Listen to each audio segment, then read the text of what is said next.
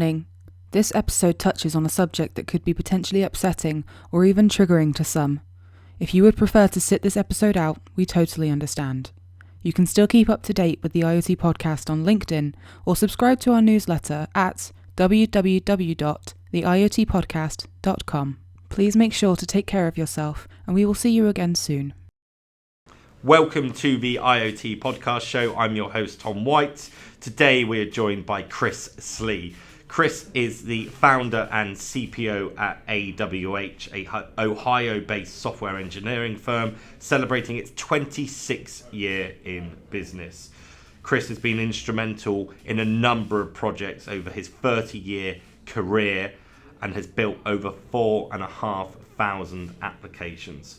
Chris is also the CTO at IncludeHealth, a venture that he has started alongside Google I/O. Welcome to the podcast show, Chris. Great being here. Thanks. You're welcome. Can you start by just explaining a little bit about your background and how it is that you came to found AWH? I can. The story happened a long time ago because we've been out there for about 26, 27 years now.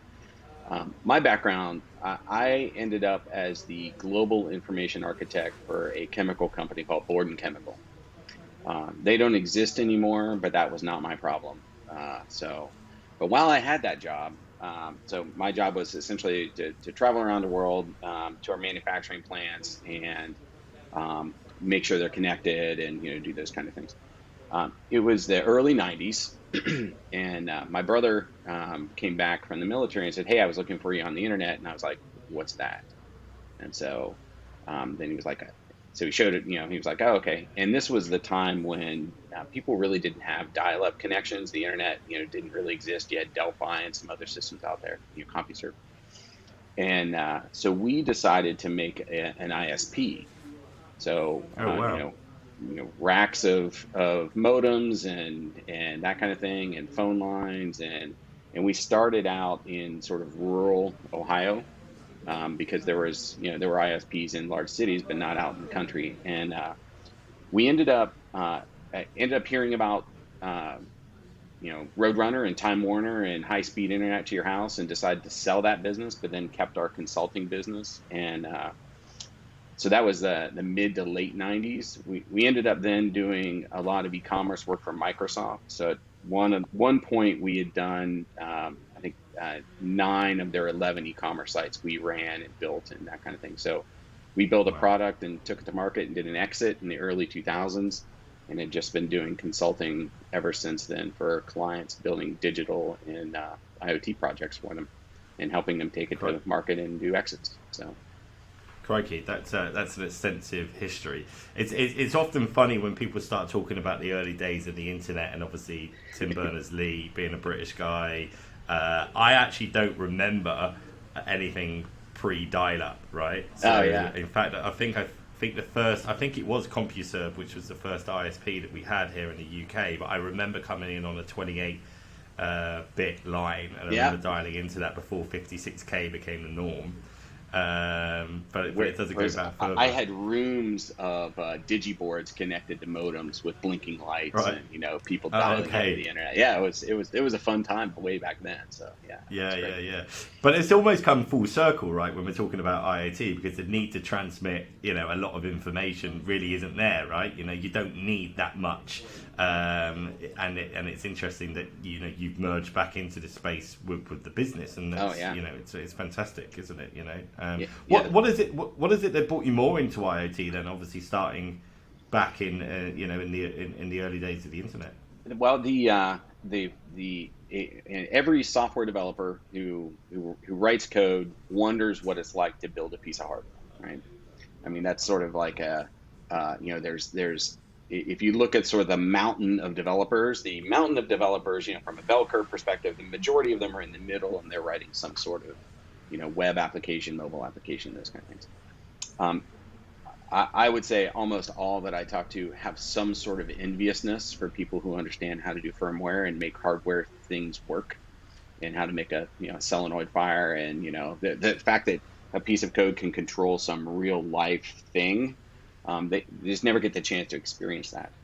And so as we sort of went through, building products for customers over time, we ran into that more and more. And so we had a team specialized in that particular aspect, not only the firmware, but also the connectivity and, whether you're doing ANT Plus or Bluetooth or IP connections or radio and sort of understanding, all the different ways you can solve real world problems with a piece of hardware beyond just someone writing a web application is a really exciting space for developers to get into.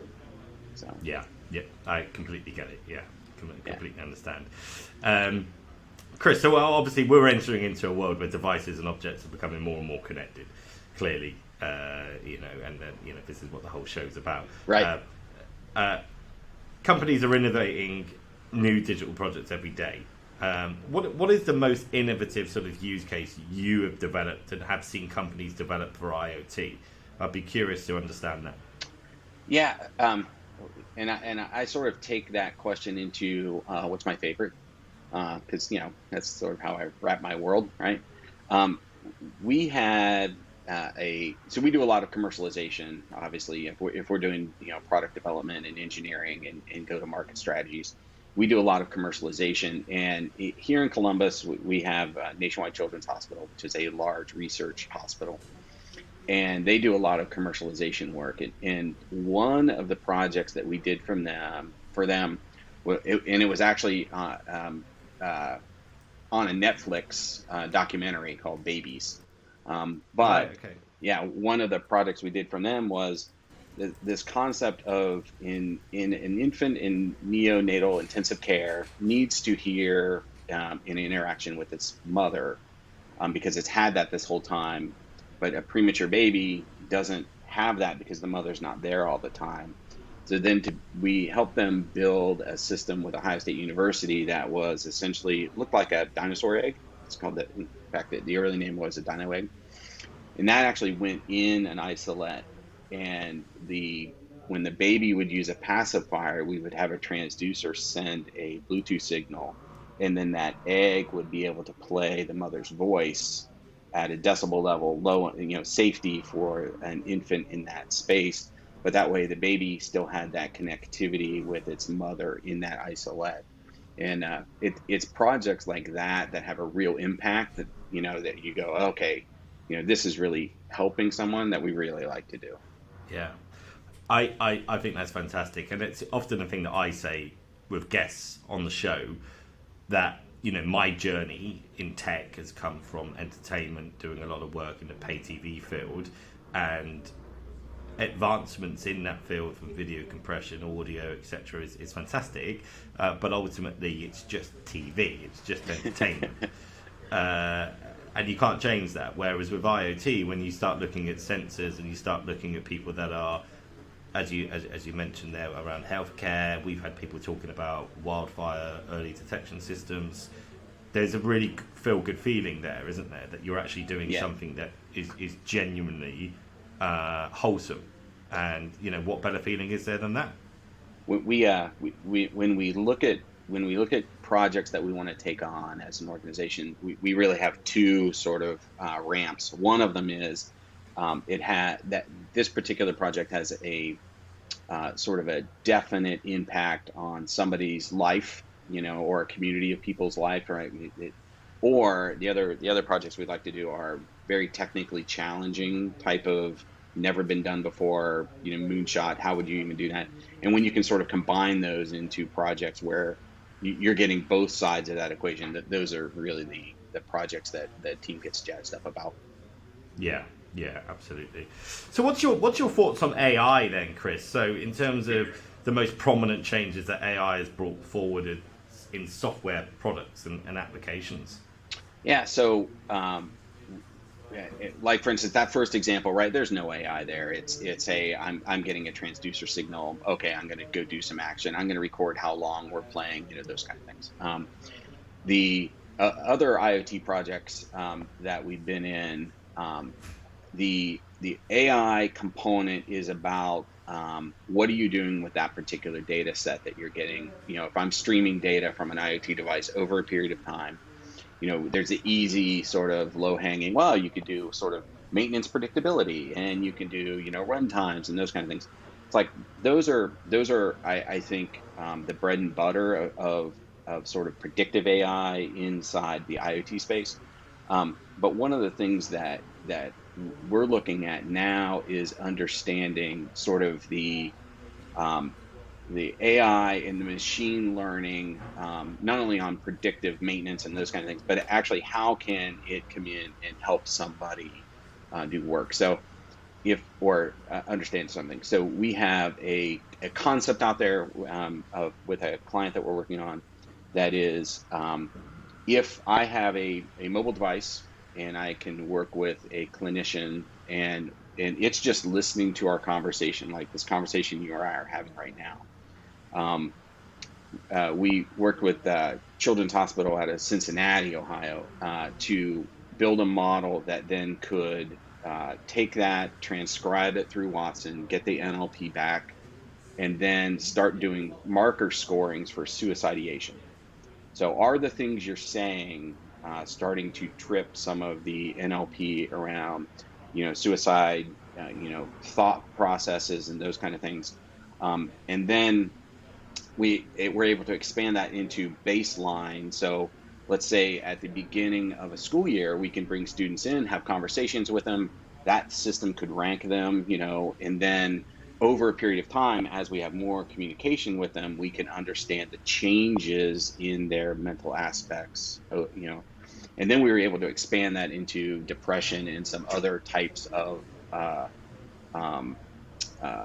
scoring mechanisms that allowed us to then understand how is this person doing mentally over a large sort of segment of mental illnesses. But that all came from being able to build models that understand language processing and what is the person saying and cadence of speech, and there's about 503 separate markers that are involved in those model outputs that then we start to use, and that's just all based on having a phone nearby.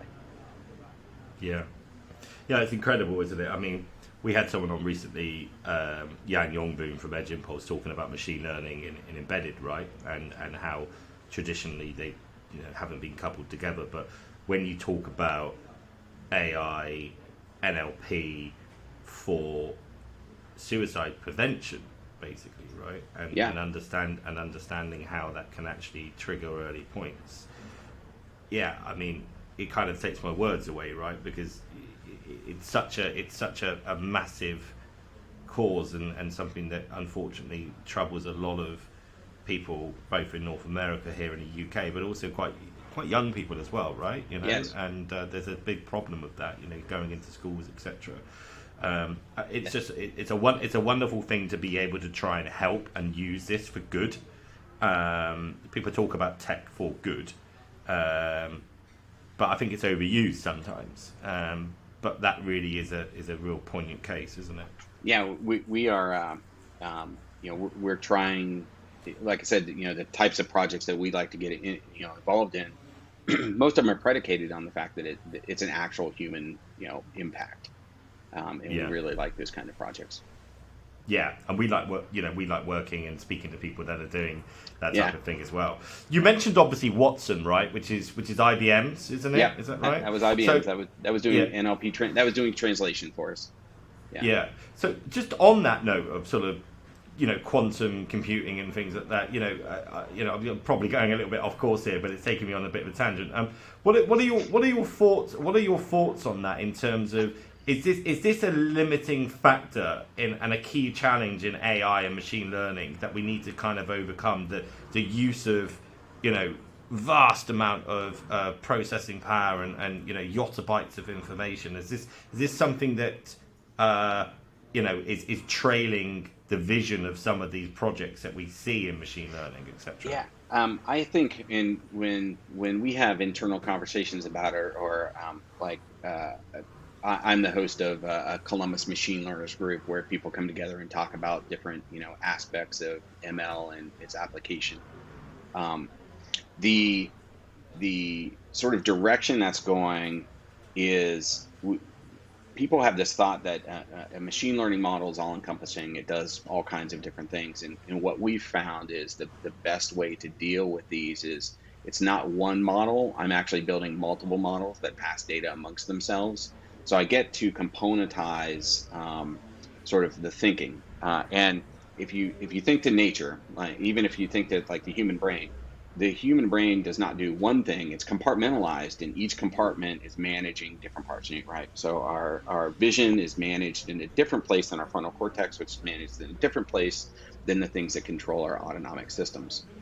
When you start thinking about machine learning in that sort of venue, is I don't need one master model. What I need is to be able to compartmentalize and componentize those models and let them all talk back and forth together like a biological system really would.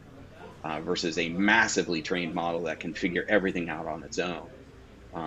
That approach, I think, will always hit a computational boundary that you just couldn't do it. Where is I would rather have multiple models that are specialized, that are dealing with specific things, communicating amongst each other. And again, I think that's a more biological approach to solving that problem. No, I agree. And it's nice to know that you're involved with this, actively within the community. You run this group, and so do you say it was the Ohio ML meetup? Columbus, group, right? yeah, the Columbus Machine Learners, yeah. And are you doing that online at the moment because of obviously the pandemic? Yeah, it's a meetup. It's all online at this point, so it's all fun. And it's on. Okay, and Zoom. Can people? Okay, and it's on Meetup. Is it on Meetup.com? Can people come and see that? Yeah. So you can Google or search. Now, funny how Google is just the term for searching. The Columbus Machine Learners, and once a month we get together and we either have a host or we either have a presenter or we'll do a breakout session on TensorFlow versus PyTorch or any of those kinds of things. But so it's really from businesses sort of having a conversation about what is machine learning to engineers and data scientists, and so we sort of bridge that spectrum back and forth. So anyone's welcome to go. Yeah, that's great. It's interesting, isn't it? Because Meetup.com has been fantastic for actual physical meetups, but what we've seen a lot recently is that you've got people dropping by, right? Yeah. Because it doesn't necessarily need to be around the corner anymore.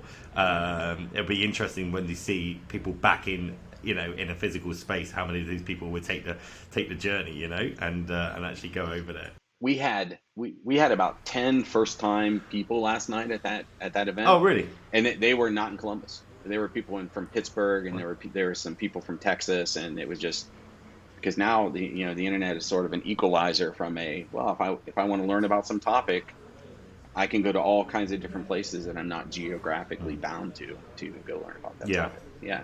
Yeah. Well, it's the quality of the content, the quality of the speakers, and from small acorns, you can exactly. take over. It could be really big. So fingers crossed. But we'll talk about socials near the end of the show. Yep. Chris, I want to understand a little bit more about IncludeHealth. So this is a new venture that you've started.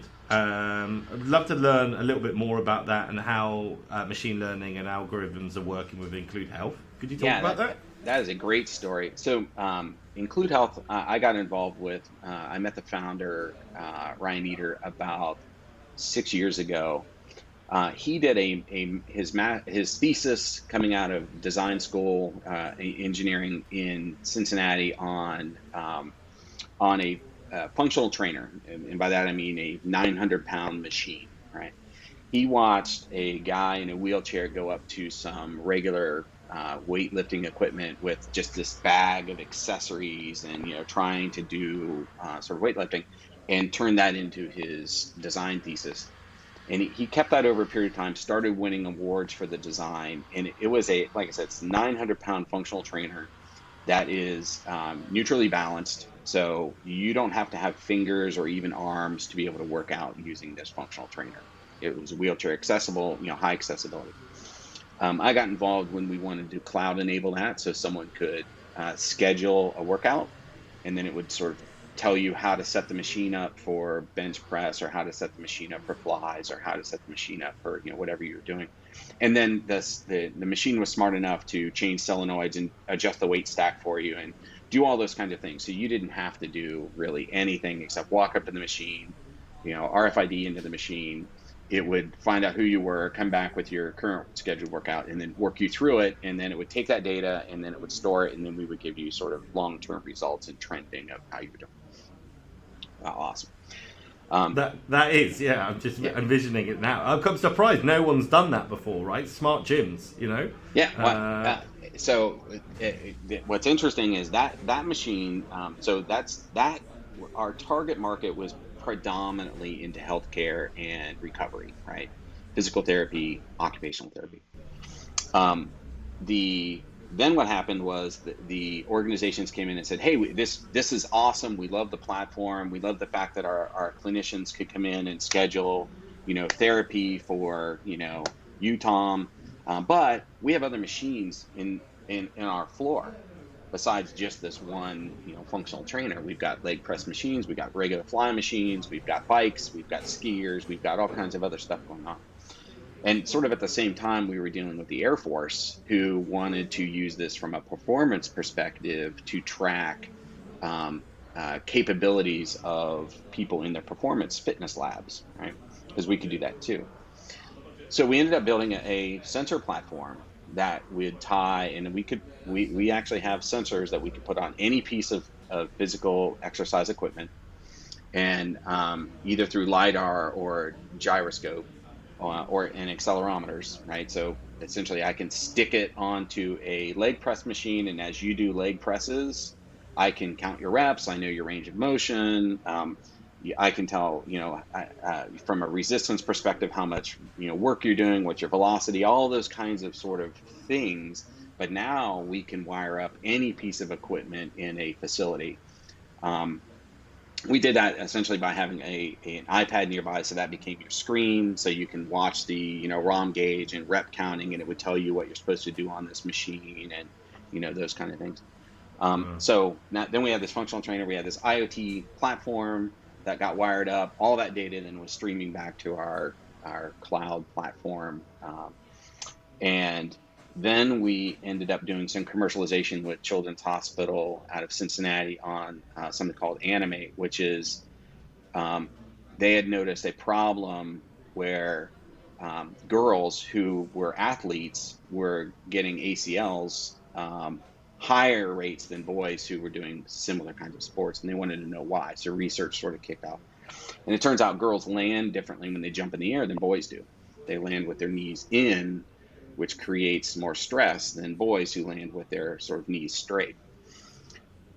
So then they started, trying to understand that problem and realize that coaches needed to be able to train girls to do activities differently than boys. And then some additional research was done. So this is over a period of, half a decade. And what sort of came out of that was, understanding that there's a third type of memory that we have. Everyone talks about short-term and long-term, but there's something called procedural memory. And procedural memory is, if you've ever learned how to ride a bike, you will know how to ride a bike. And it's that one moment that it sort of clicks in your head that you understand the mechanics of riding a bike, you'll never forget. So you can not ride a bike for 30 years, and within seconds, you'll be riding the bike again. And that's a special kind of a memory that humans have called procedural memory. If you can train somebody to activate their procedural memory, then you can train them to jump and land correctly. What you can't do, however, is if you've ever tried to describe how to ride a bike to someone, you realize no words can ever let them understand that feeling when your procedural memory sort of clicks in, right? It's sort of like when you go to play golf and they give you like 50, 60, sort of work on this and change this and rotate here and move this and sweep through and backswing and then then the instructor will look at you and go, just forget all that and just swing at the ball. It's like, well, which one is it? Do I need 50 instructions, or am I just going to swing at the ball, right? So they had a 40 mocap camera system, and they recorded people doing activities, and then what they did is they distilled that down into a simple concept that says, hey, I'm going to give you a square, and they were using HoloLenses. So we've got a square in front of you, and as you do the activity, if you don't deform the square, you're doing the activity correctly, but I'm not going to tell you what the activity is or how to do the activity. Now we may go, well, the activity is squats, let's say, for instance, but I'm not going to tell you how to do a squat. You just start moving, and if you don't deform the square, you're doing it correctly. And so through trial and sort of, you realize, okay, if I do it like this, I'm not deforming the square, and then you're actually doing the movement correctly. No one's told you how to do it, and your procedural memory will lock that in, and you will do that correctly every time from that point in the future. So then we did a commercialization and IncludeHealth with them to be able to take that out into the market for physical therapy. We had essentially Azure Connect cameras. We wired them up. We built the software, and then the pandemic hit. And we realized, A, no one's buying functional trainers. B, no one's buying sensor platforms because we don't know when we're ever going to be in a gym again. And no one was buying cameras that you had to ship to people's homes for remote patient care. So we transitioned completely over to machine learning models and camera-based input that didn't have LiDAR. So this was a 2D camera system like our webcams. And through the webcam, we built enough models that now I can watch you and I can tell you what your range of motion is, and I can tell you how flexed your knee is and what angle your knee is at just by looking at a camera. Mm. And in fact, today, as it turns out, at Google I/O, they're announcing a new model that we've been working with them on over the past 8 months. And that is part of our commercialization, but we've been working with Google Research on training those sets of models and commercializing the output of those models into our platform. So we now have a platform where we can fire up any webcam over the web, sort of, what we're doing right now, but I can tell you exercises to do. I can watch you do those exercises. I can count your reps. I can look at your range of motion of all your joints. I can give you warnings if you're not doing it correctly. And then I can store that all back for the clinician to be able to do that. And that's how we're going to be able to help people progress, whether fall prevention or knee and hip replacements or other physical therapies in people's homes without having to send devices to them. They can use any device they have to be able to do their therapy. That's fantastic. And I was just thinking that actually, because it could be somewhat perhaps prohibitive to work on LiDARs, but everyone's got webcams, right? Exactly. So in terms of adoption and engagement, maybe it's a good thing, because you're going to get more people using it and more people working with you on that. And I think sometimes we can overlook the simple webcam and what we can do from that. Another example of that is I know there's a few apps out there at the moment that will use a camera phone to identify potential cancerous moles and what have you, right? And infections of the skin. And I think that's a really poignant point that you've made there, that often in the race for bleeding edge hardware and tech, sometimes we can overlook things that are already there that we can use, but perhaps we just haven't thought about yet.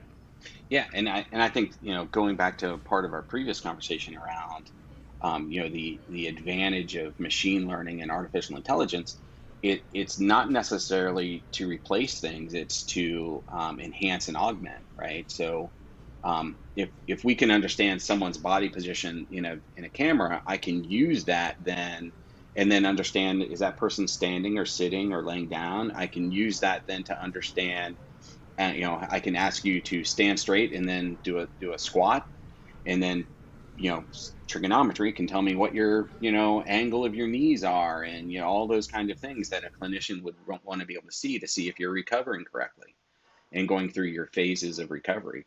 And the pandemic really sort of pushed us into, look, we're not going to send hardware to people, so we need to be able to go to where they are on the devices that they have, and what's the way to do that. And that's really where ML shines.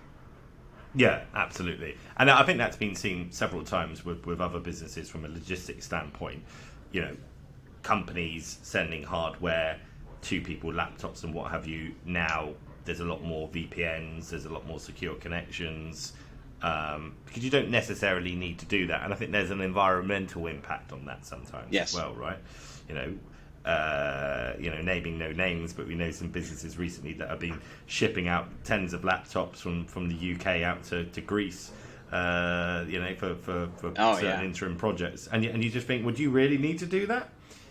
Really? You could do a remote build on there, couldn't you? You could get it via a VPN, just a good fiber connection and what have you, and you'll be okay.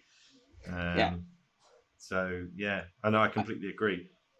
I think sometimes people, have a hammer in their hand, and then everything has to be a nail because they know how to hammer a nail in place. But sometimes, you want to start thinking about spot welding or, some other way, right? Or maybe these things don't even need to be joined together, right? So you gotta sometimes just go way back and sort of think about the problem solution that you're trying to do. And what's kudos the to you. Capability. Yeah, no, I was saying kudos to you guys, right, for working with Google on that. I mean, that's really impressive. Clearly it says a lot about the provenance and what you're doing and some of the ideas that you've had. So that's fantastic.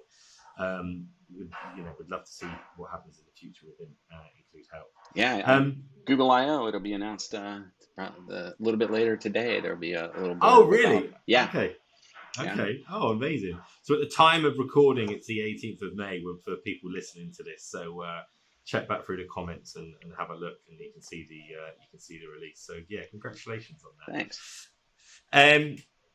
Final question, and I've really enjoyed having you on the show, Chris. What excites you? So for the future of AI, machine learning, IoT, and what is your view on this whole utopian, dystopian view of the future? Where do you see it all going? I do not have a dystopian view of the future. I really look at it as a positive thing. And we as humans go through paradigm shifts, right? And we talk a lot about, when cars came along, what happened to the buggy builders and hay farmers. And I mean, there will be changes in how things work. But on the other side of those changes is society more capable, better. There's some question about would we have more leisure time or not, or do we work more than in the past? I think we will do different things than we do now, but I think that there's an advantage to building better tools. We have since the very beginning, since we learned how to make fire, and then we learned how to chip flint, and then we learned how to make houses, and we have always been on a continual progress of tool enhancement, and this is just another tool of enhancement along our evolutionary path. Yeah, completely agree. Chris, where can people find you online? Social media, find out more about IncludeHealth and other things that you're doing. Where should they look you up? So the best place to find me is LinkedIn, Chris Slee on LinkedIn. And while I sort of have a love-hate with LinkedIn, I don't accept everyone's like, oh, hey, let's connect. But if someone tells me, hey, I saw you on a podcast, it was really good, I want to talk to you about it, I will definitely connect with you. The other side is my public retweeting is Twitter, and it's just at Chris Slee. So those are really the two best places if you want to have a chat to get hold of me. And if you'd like to find out more about Chris and the ventures he's involved with, please check the comments below. Sign up to our newsletter for the latest releases of the IoT podcast show. Get involved in the conversation, and we hope to see you on the next episode.